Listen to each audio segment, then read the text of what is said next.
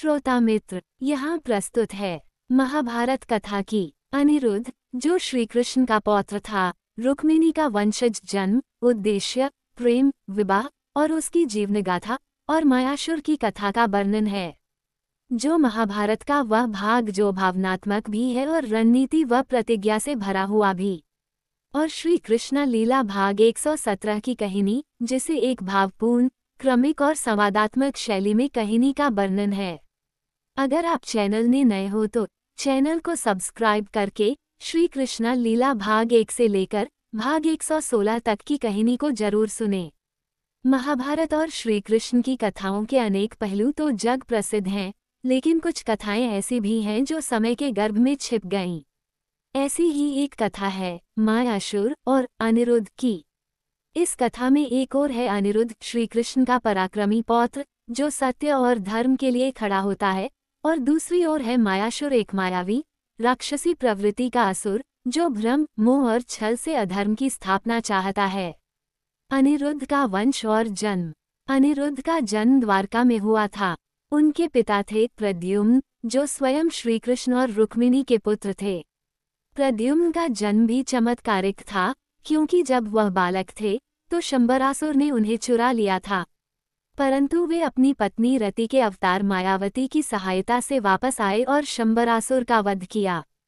प्रद्युम्न और मायावती के पुत्र के रूप में अनिरुद्ध का जन्म हुआ।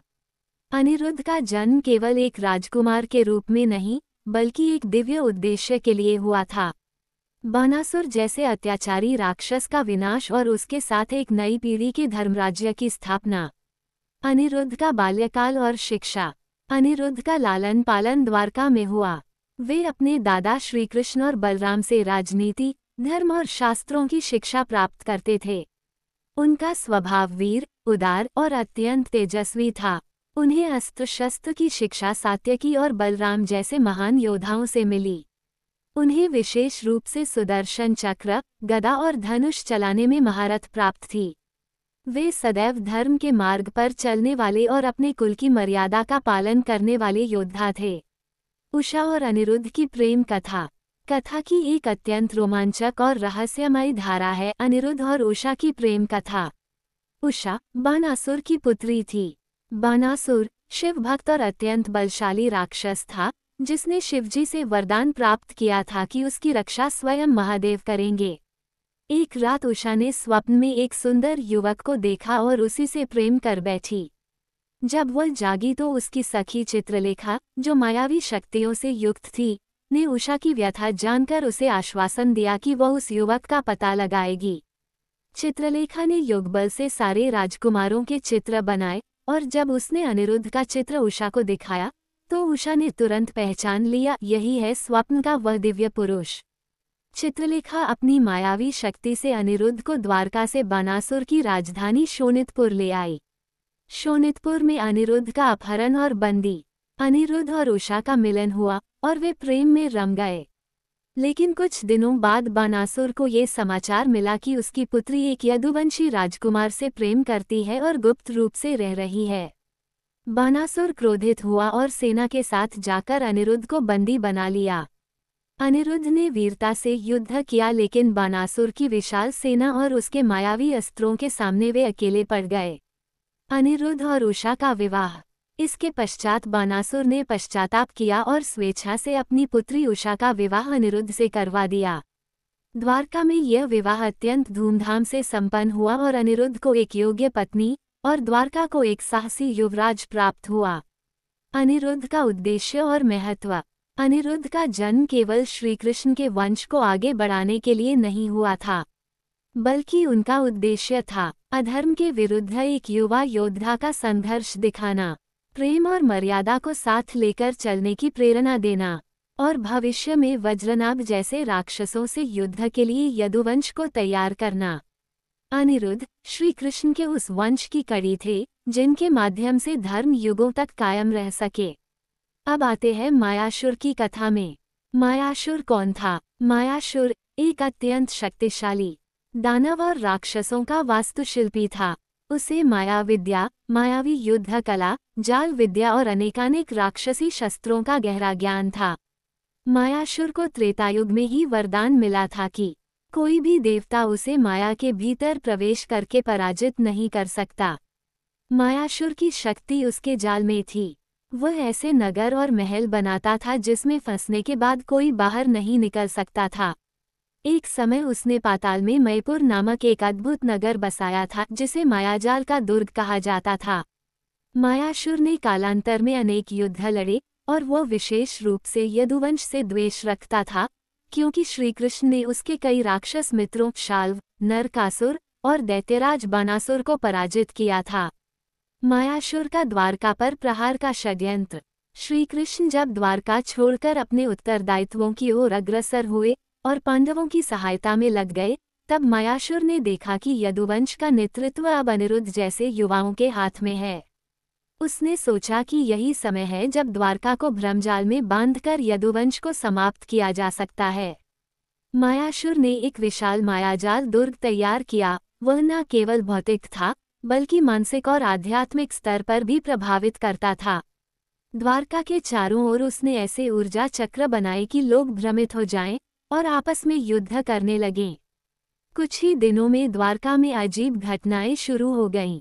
राजकुमारों में मनमुटाव, मंत्रियों के बीच अविश्वास, प्रजा में भय और अशांति फैलने लगी। अनिरुद्ध को यह आभास हो गया कि यह कोई सामान्य राजनीतिक संकट नहीं, अपितु कोई मायावी षड्यंत्र है। अनिरुद्ध की गुप्त खोज और मायाशक्ति का रहस्य। अनिरुद्ध ने अपने सबसे विश्वस्त योद्धाओं को भेजा, परंतु जो भी दुर्ग के समीप गया वो लौटकर नहीं आया। अब अनिरुद्ध स्वयं एक योजनाबद्ध तरीके से गुप्त रूप से मायापुर पहुंचे। वहां उन्होंने देखा कि नगर में सामान्य मनुष्य की चेतना विलीन हो रही है। कई यदुवंशी सैनिक वहां बंधक बने हुए हैं और उन्हें अपनी पहचान तक याद नहीं है। अनिरुद्ध को ये समझ आ गया कि यह कोई भौतिक युद्ध नहीं, यह एक मनोयुद्ध है, जहां जीतने के लिए आंतरिक चेतना, आत्मबल और दिव्य शस्त्र का प्रयोग आवश्यक है। अनिरुद्ध और मायासुर का आमना सामना। मायासुर ने अनिरुद्ध को देखकर उपहास किया। तू कौन है, हे कुमार? मैंने नारकासुर और शाल्व जैसे दैत्यों को पाला है। श्रीकृष्ण जैसे चतुर देवता अब वृद्ध हो चुके हैं। तू उनका क्या उत्तराधिकारी बनेगा? अनिरुद्ध ने कहा, मैं कृष्ण का पौत्र हूँ, लेकिन मेरा युद्ध मेरा है। मैं सत्य के लिए युद्ध करता हूँ, वंश के लिए नहीं। युद्ध आरंभ हुआ। मायासुर ने अपने जादुई अस्त्रों से पूरी पृथ्वी की आभा को ढांक दिया। अनिरुद्ध ने पितामह बलराम से प्राप्त हलायुध बल और सुदर्शन छाया अस्त्र का प्रयोग किया। दोनों के बीच युद्ध केवल बाहरी नहीं था, बल्कि एक चेतना का संघर्ष था। मायाजाल में अनिरुद्ध का फंसना और आत्मचिंतन। मायासुर ने एक ऐसा भयंकर भ्रमजाल रचा जिसमें अनिरुद्ध अपनी पहचान खोने लगे। उन्हें लगने लगा कि वे कोई साधारण योद्धा हैं। उन्हें अपने अस्तित्व पर शंका होने लगी।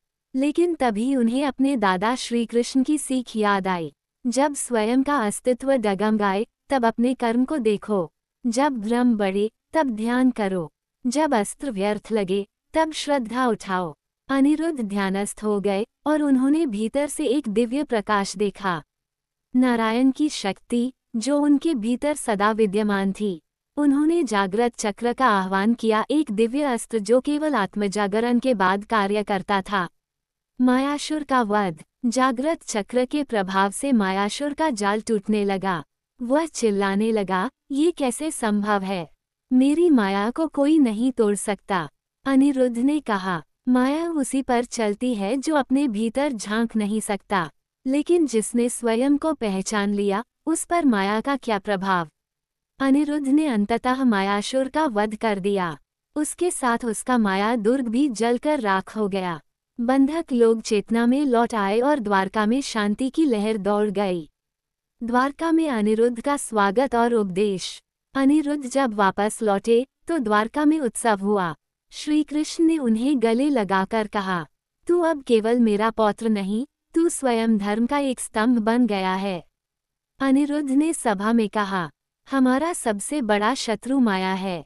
अहंकार, भ्रम और शक्ति का लोभ। जो आत्मा की ज्योति से जगेगा वह सदा विजयी रहेगा। अनिरुद्ध और मायासुर की यह कथा हमें ये सिखाती है कि माया केवल एक असुर नहीं, एक मानसिक स्थिति है जो हमें आत्मस्मृति में डाल देती है। अनिरुद्ध का वध केवल शारीरिक नहीं, आत्मिक विजय भी था। एक योद्धा को केवल तलवार नहीं, आत्मज्ञान भी धारण करना चाहिए। ये कथा अनिरुद्ध को केवल एक राजकुमार नहीं, बल्कि आध्यात्मिक योद्धा के रूप में स्थापित करती है।